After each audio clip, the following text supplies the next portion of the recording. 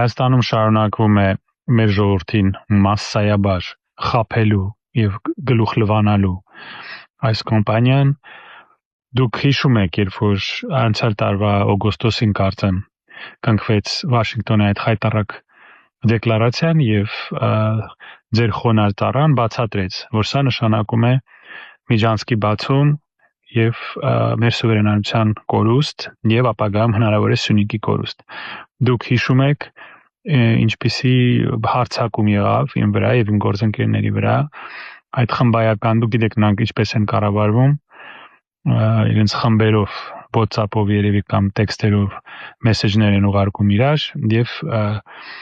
շակալների պես ցած խմբով հարցակվում են։ Դուք այդ հարցակումը հիշում եք,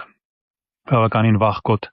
եւ նրանց զայրույթը պայմանավորված էր նրանով, որ ես բացատրում եմ, թե իրականությունում ինչ է կատարվում եւ ինչ հետևանքների մենք կգանք։ Դուք տեսաք, որ բոլոր այն բաները, որի մասին ես զգուշացնում եմ, եղավ։ Վերջապես արդեն բաց ասեցին, որ սա լինելու է, դե նրանք ասում են տրիպ, մեր հարևանները ասում են ոչ, սա Զանգեզուրի միջանցք է, որ Միացյալ Նահանգների մասը լինելու 74%, մերը 26%։ Այսինքն գոնե եթե լիներ 51 Հայաստան, 49 Միացյալ Նահանգներ, կարելի էր ինչ-որ վերահսկողության մասին խոսել։ Դուք տեսաք, որ սա միջանցք է, տեսաք, որ մենք զրկում ենք վերահսկողությունից եւ տեսաք, որ նրանք անգամ թույլ չեն տալիս, որ մենք ստուգենք, թե մեր տարածքով ինչ է անցնում։ Հիմա մի քանի շատ տարական հարց։ Առաջին, արդյոք կարելի է խոսել սուվերենության մասին այս պայմաններում։ Իհարկե ոչ։ Խնդրում եմ նայեք, գնացեք ինտերնետ, նայեք, թե ինչպես է սուվերենությունը, ինքնիշխանությունը սահմանվում ՄԱԿ-ի խարտիայում, ինչպես են գրում սրա մասին, օրինակ,